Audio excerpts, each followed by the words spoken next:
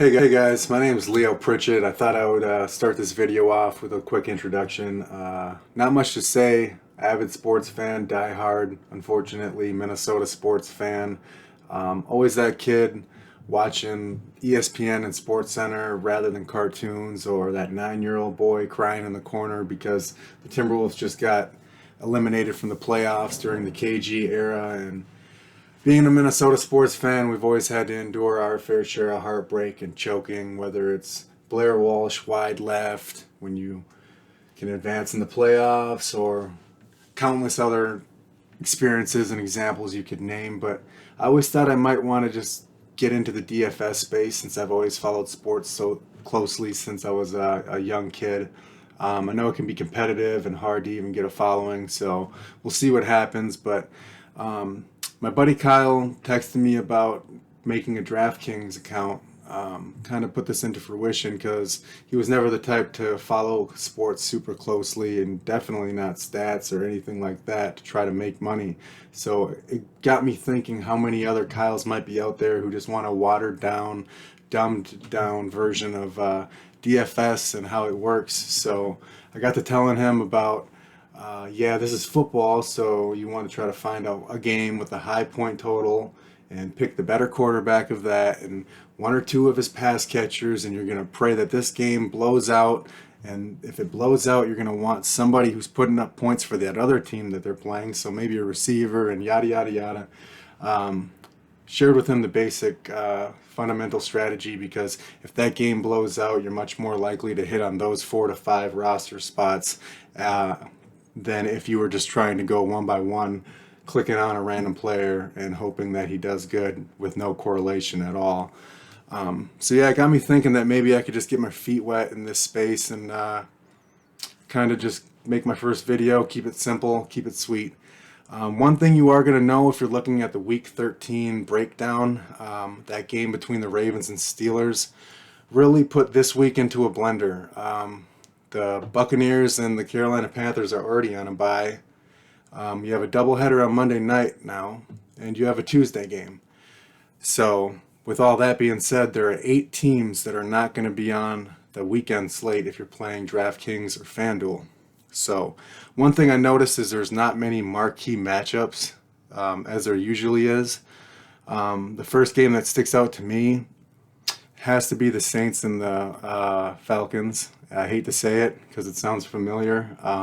The infamous Taysom Hill starting at quarterback but tight end on FanDuel. Almost busted, by the way. I believe it was him and Mark Andrews, and Mark Andrews was actually in the first place lineup for a while until Taysom Hill took a couple touchdowns around the goal line away from Alvin Kamara. I believe that Taysom Hill was the only person in that game who really had a decent game.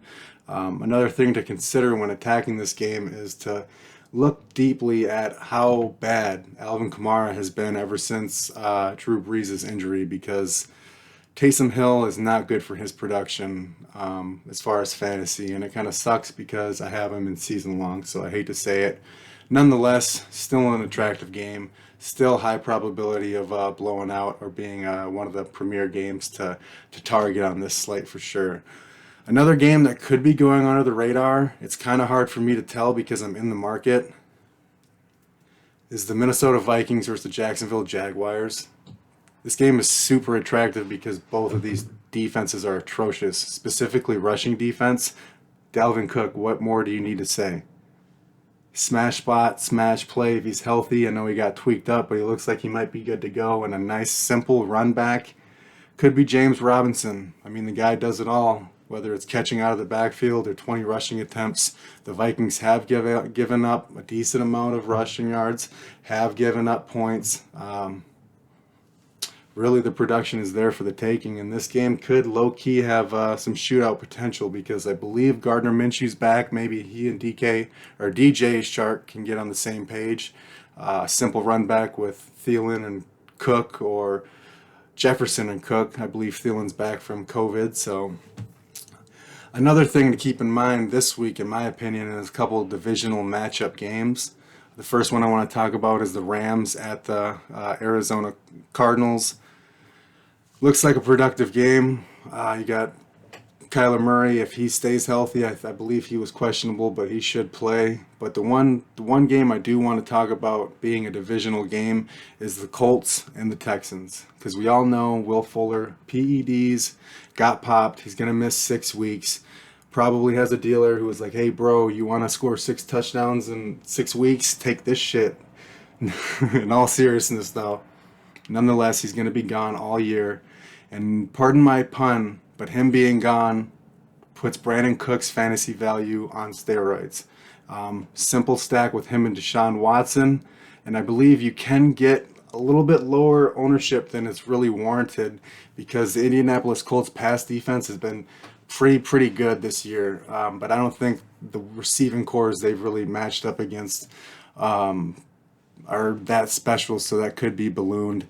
They're not going against no Jerry Rices or Megatrons, so I believe people could get scared away, and maybe that's a nice stack. Maybe not. Could be chalky. Who knows? Hard to tell. It's only Thursday when I'm making this video, so a lot of this stuff is subject to change. One more note: somebody has to go against the shitty Seattle secondary. They're the 32nd worst pass defense in the league.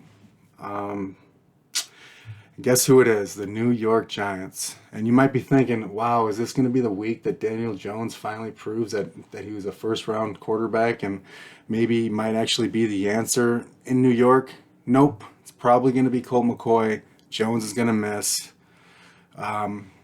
Something to think about, maybe Colt McCoy can at least be productive enough to make one of those Giants receivers, maybe Sterling Shepard, viable enough to stack and run back the Seattle Seahawks, because you know they're going to be an attractive stack. So that's about it. That's all I'm seeing so far.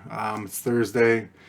A lot of things are going to change. It's usually how this works. You look at the slate early, it kind of is pointless because there's so much things in the air, and then as time gradually goes on, the slate kind of formulates itself. You get definitive answers on who's going to be in and who's going to be out, and then it kind of rises up the questions you really need to ask yourself in order to make a nice lineup, or to get contrarian, or try to use strategy in a way to benefit you. So anyway, this is my first video. I think it was decent to get my feet wet. Hopefully I can make another one when we know more information, and I appreciate you following with me and sticking it out and watching this simple but maybe informative video, and look on to the next one. Thank you guys.